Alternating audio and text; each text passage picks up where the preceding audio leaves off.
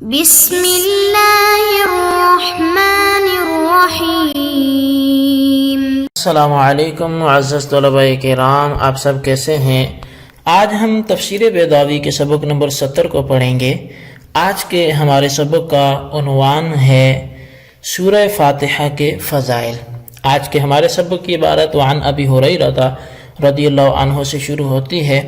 آئیے سب سے پہلے عبارت پڑھ کے اس کا ترجمہ کرتے ہیں، اس کے بعد باقاعدہ سبق کی وضاحت کی طرف بڑھتے ہیں۔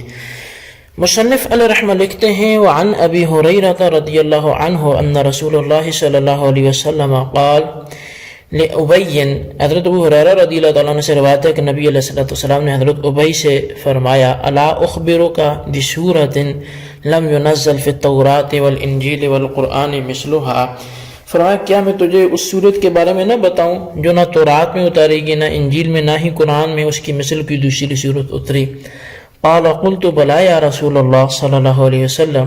حضرت ابی عرض کرتے ہیں کہ میں نے کہا کیوں نہیں یا رسول اللہ؟ قال فاتحۃ الکتاب انها السبع المثانی، تو نبی علیہ السلام نے فرمایا کہ وہ فاتحہ کتاب ہے، وہ سبع مثانی ہے، والقرآن العظیم، اور وہ قرآن عظیم ہے، الذی اوتیتہ جو مجھے عطا کیا گیا۔ وعن ابن عباس رضی اللہ عنہما قال بینما رسول اللہ صلی اللہ علیہ وسلم جالس اذا اتاہ ملک فقال ابشر بنورین اوتیتہما لم یؤتہما نبی قبلک فاتحۃ الکتاب وخواتیم سورۃ البقرۃ۔ تو حضرت ابن عباس رضی اللہ تعالیٰ عنہما سے مروی ہے کہ نبی علیہ السلام ہمارے درمیان تشریف فرما تھے کہ اچانک ایک فرشتہ آیا، اس نے کہا دو نوروں کے ساتھ خوش ہو جائیے جو آپ کو عطا کیے گئے، آپ سے پہلے کسی کو نہیں دیے گئے۔ ایک فاتحۃ الکتاب اور دوسری سورہ بقرہ کی آخری آیات ہیں۔ لن تقرأ حرفا منہما الا اوتیتہ، اور فرمایا آپ ان دونوں میں سے کوئی حرف جو ہے وہ نہیں پڑھیں گے مگر آپ کو اس سے عطا کیا جائے گا۔ وعن حذیفۃ بن الیمان ان رسول اللہ صلی اللہ علیہ وسلم قال ان القوم لا يبعث الله عليهم العذاب حتما مقضيا فيقرأ صبي من صبيانهم في الكتاب الحمد لله رب العالمين فيسمعه الله تعالى فيرفع عنهم بذلك العذاب 40 سنة۔ حضرت حذیفہ بن یمان رضی اللہ تعالیٰ عنہ سے روایت ہے کہ رسول اللہ صلی اللہ علیہ وسلم نے ارشاد فرمایا بے شک قوم پر حتمی طور پر اللہ تعالیٰ عذاب بھیجنے کا ارادہ فرماتا ہے، پس ان کے بچوں میں سے کوئی بچہ قرآن پاک میں الحمدللہ رب العالمین پڑھتا ہے تو اللہ تعالیٰ اس کو سنتے ہی ان سے 40 سال تک عذاب کو اٹھا لیتا ہے۔ جی طلباء کرام، یہ تھی ہمارے آج کے سبق کی عبارت اور اس کا ترجمہ۔ آئیے اب اس کی وضاحت کی طرف بڑھتے ہیں۔ تو سب سے پہلے بات یہ ہے کہ حضرت ابو ہریرہ سے یہاں حدیث نقل کر کے فضائل سورہ فاتحہ کے بارے میں بات شروع کر رہے ہیں۔ تو علامہ زمخشری سے پوچھا گیا کہ آپ فضائل سورہ فاتحہ کو یا کسی بھی سورت کے فضائل کو سورتوں کے آخر میں کیوں ذکر کرتے ہیں باوجود اکثر مفسرین کے شروع میں ذکر کرنے کے؟ تو جواب یہ دیا کہ فضائل سورہ فاتحہ یہ سورہ فاتحہ کے اوصاف میں سے ہیں، اور اوصافی شے اصل شے کے بعد ہوا کرتے ہیں، تو لہذا جتنی بھی صورتوں کے فضائل آخر میں ذکر کیے تو وہ اوصاف کی وجہ سے آخر میں ذکر کیے۔ اور رہا اکثر مفسرین کا اول میں ذکر کرنا تو وہ ترغیب کے لیے کرتے ہیں، اور ترغیب چونکہ پہلی ہوا کرتی ہے۔ تو بہرحال کثیر احادیث ہیں فضائل پر، جن میں سے ایک حدیث حضرت ابو ہریرہ سے بھی ہے جس کو قاضی صاحب نے ذکر کیا، جس کے معنی یہ ہے کہ نبی علیہ السلام نے حضرت ابی سے یہ فرمایا کہ میں تم کو ایسی صورت کے بارے میں نہ بتلا دوں جو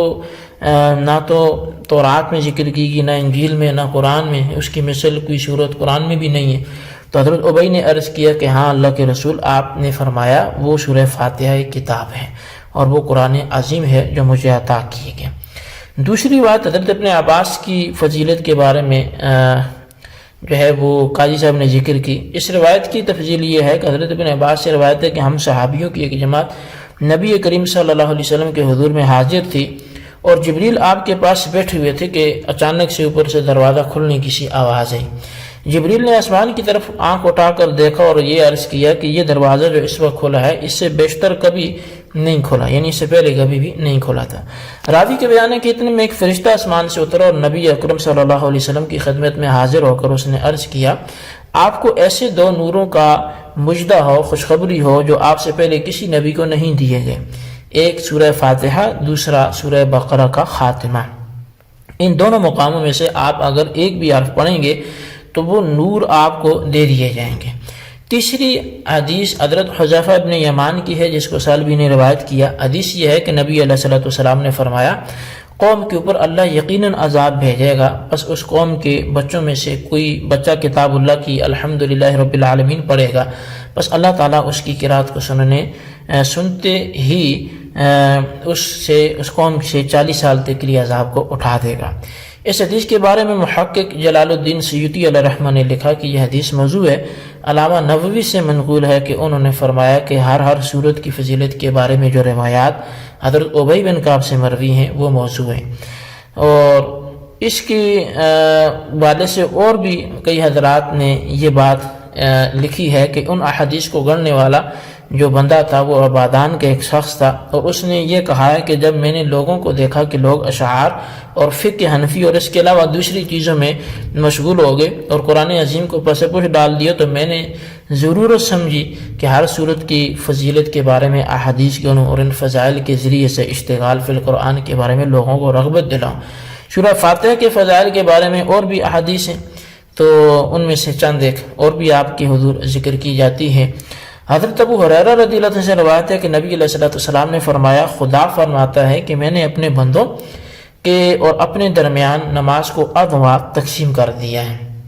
تو اس کا نصف میرے لیے اور نصف میرے بندوں کے واسطے ہے۔ میرے بندوں کو وہ چیز ملے گی جس کی وہ خواہش کرے گا۔ نبی علیہ الصلوۃ والسلام نے فرمایا کہ جب بندہ الحمدللہ رب العالمین کہتا ہے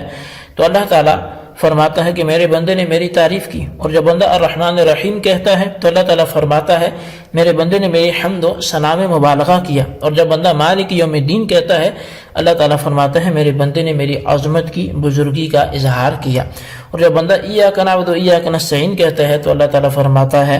کہ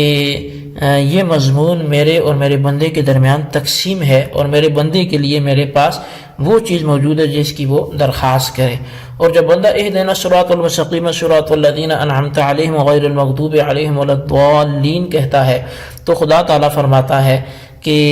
میرے بندے کی یہ تمام درخواستیں مقبول ہیں، اور اس کے علاوہ جو بھی درخواست کرے گا منظور کروں گا۔ اب عبد الملک بن عمیر سے مرسلاً روایت ہے کہ نبی علیہ الصلوۃ والسلام نے فرمایا، فاتحۃ الکتاب ہر مرض کے لیے شفا ہے۔ اس حدیث کو دارمی نے اپنی مسند میں اور بہقی نے شعب الایمان میں صحیح سند کے ساتھ روایت کیا۔ حضرت عبداللہ بن جابر رضی اللہ عنہ سے روایت ہے کہ نبی علیہ الصلوۃ والسلام نے فرمایا، جابر میں تجھے بہترین صورت کی جو قرآن میں نازل ہوئی ہے خبر دوں؟ جابر کہتے ہیں میں نے عرض کی یا رسول اللہ ارشاد ہو، تو کہ وہ فاتحۃ الکتاب ہے۔ اب نبی علیہ الصلوۃ والسلام نے فرمایا کہ وہ فاتحۃ الکتاب ہے، اور میرا خیال ہے کہ حضور علیہ الصلوۃ والسلام نے فرمایا کہ وہ ہر مرض کے لیے شفا ہے۔ حضرت جابر رضی اللہ عنہ سے روایت ہے کہ فاتحۃ الکتاب بجز موت کے ہر مرض کی دوا ہے، اور سعید بن علا سے روایت ہے کہ قرآن میں سب سے بڑی صورت بے اعتبار ثواب کی یا بے اعتبار قدر و وقعت کی وہ الحمدللہ رب العالمین ہے۔ اس کو بخاری نے روایت کیا، اور بہقی و حاکم حدیث سے انس بیان کرتے ہوئے کہتے ہیں کہ الحمدللہ رب العالمین یہ افضل القرآن ہے۔ امام بخاری اپنے سند سے حدیث سے ابن عباس نقل کرتے ہوئے بیان کرتے ہیں کہ فاتحۃ الکتاب قرآن کے 2 ثلث کے برابر ہے۔ ابو سلمان کہتے ہیں کہ ایک دفعہ چند صحابہ رسول خدا صلی اللہ علیہ وسلم جو ہے وہ کسی غزوے میں شریک تھے، وہاں ان کا گزر ایک مرغی والے پر ہوا جو بالکل بے ہوش و حواس پڑا ہوا تھا، تو کسی نے سورہ فاتحہ پڑھ کر اس کے کان میں پھونک دیا اور وہ اچھا ہو گیا۔ حضرت کو خبر ہوئی تو فرمایا کہ وہ ام القرآن ہے اور ہر مرض کی دوا ہے۔ اسے سالبی نے معاویہ ابن صالح کے طریق سے روایت کی، اور انہوں نے ابو سلمان سے روایت کیا۔ اور حضرت ابو سعید خدری رضی اللہ عنہ کہتے ہیں کہ جناب نبی کریم صلی اللہ علیہ وسلم نے فرمایا کہ فاتحۃ الکتاب زہر تک کی دوا ہے۔ اسے سعید بن منصور نے اپنی سنن میں اور بہقی نے شعب الایمان میں روایت کیا۔ اور ابو سعید خدری رضی اللہ عنہ سے مروی ہے کہ ہم لوگ سفر میں تھے، چلتے چلتے ایک مقام پہ اترے، وہاں ایک لونڈی آ کر کہنے لگی کہ اس قبیلہ کے سردار کو سانپ نے ڈس دیا ہے، کیا تم میں کوئی منتر پڑھنے والا بھی ہے؟ یہ سن کر ہم میں سے ایک شخص کھڑا ہو گیا اور لونڈی کے ہمراہ جا کر سورہ فاتحہ پڑھ کر سانپ کے ڈسے ہوئے پر پھونک مار دی، وہ فوراً اچھا ہو گیا۔ جب ہم سفر سے واپس آئے تو نبی علیہ السلام سے یہ ماجرا عرض کیا، آپ نے اس شخص سے دریافت کیا کہ تجھے کیوں کا معلوم ہوا کہ وہ منتر ہے؟ تو اسے امام بخاری نے روایت کی اور ابو شیخ نے اور ابن حبان نے ابو سعید خدری رضی اللہ تعالیٰ عنہ اور حضرت ابو ہریرہ رضی اللہ تعالیٰ عنہ سے روایت کیا۔ تو اب یہ دیکھ لیں کہ سورہ فاتحہ کی برکات، اور بھی اس پر کثیر احادیث ہیں، تو برکت کے لیے اتنی کافی ہیں۔ آج کا سبق ہمارا یہیں پہ ختم ہوتا ہے، اس کو اچھی طرح آپ یاد کریں اور خلاصہ ضرور لکھیں۔ اللہ ہمیں عمل کی توفیق نصیب فرمائے۔